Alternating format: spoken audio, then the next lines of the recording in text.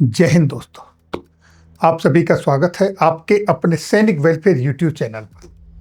दोस्तों, आज की कहानी सिर्फ एक केस की कहानी नहीं है, ये एक गवर्नमेंट एम्प्लॉयज के दर्द और न्याय की कहानी है। और वो भी एम्प्लॉय भारतीय सेना का जवान, एक जवान मनु प्रताप सिंह, जो कि अपनी छुट्टी काटकर वापस जा रहा था और उसकी अचानक बुलंदशहर रेलवे स्टेशन पर कर दी जाती है और उसके पीछे छूट जाते हैं उसके माँ बाप और उसकी पत्नी।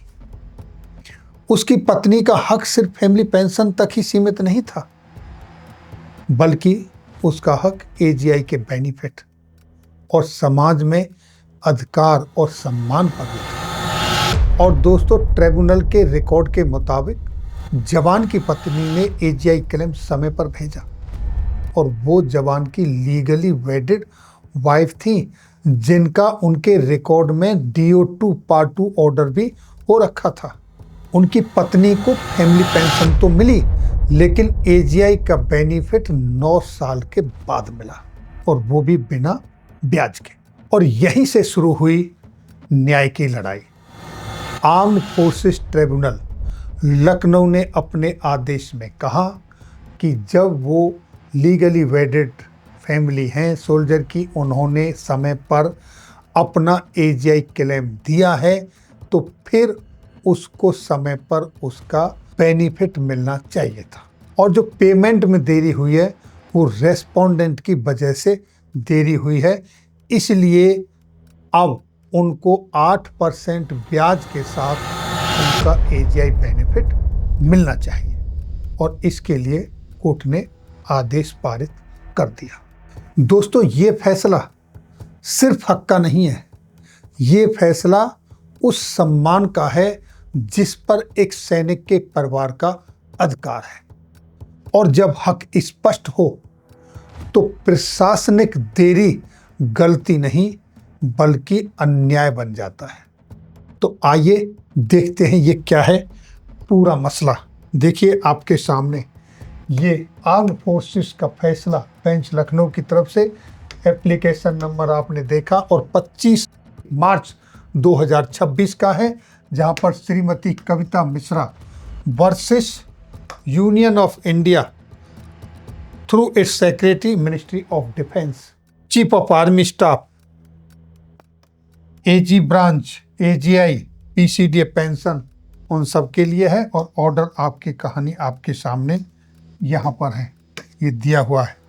इसके मुताबिक जो जवान की कहानी है, अगर आप ब्रीफ में आप जाएंगे तो एक जवान मनु प्रताप सिंह, जैसा कि मैंने आपको बताया, आर्मी के अंदर इनरोल्ड होते हैं 28 अप्रैल 2023 को, और 2007 में वो छुट्टी आए हुए थे, जिनकी यूनिट बागडोगरा में है। जब वो वापस जा रहे थे कैजुअल लीव से, तो उनका दिया जाता है बुलंदशहर रेलवे स्टेशन पर किसी अज्ञात लोगों के द्वारा, जिसके अगेंस्ट में FIR भी लॉन्च होती है, वो केस रजिस्टर्ड होता है, और उनकी फैमिली को उनके बाद में समय पर पेंशन लागू हो जाती है।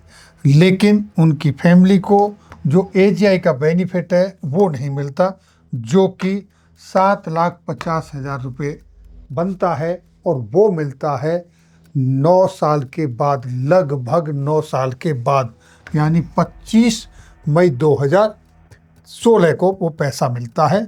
जबकि उनकी डेथ कब हुई थी दोस्तों? जैसा कि आपने यहाँ देखा, उनकी डेथ हुई जब वो छुट्टी काट के जा रहे थे, उस समय उनकी डेथ हुई।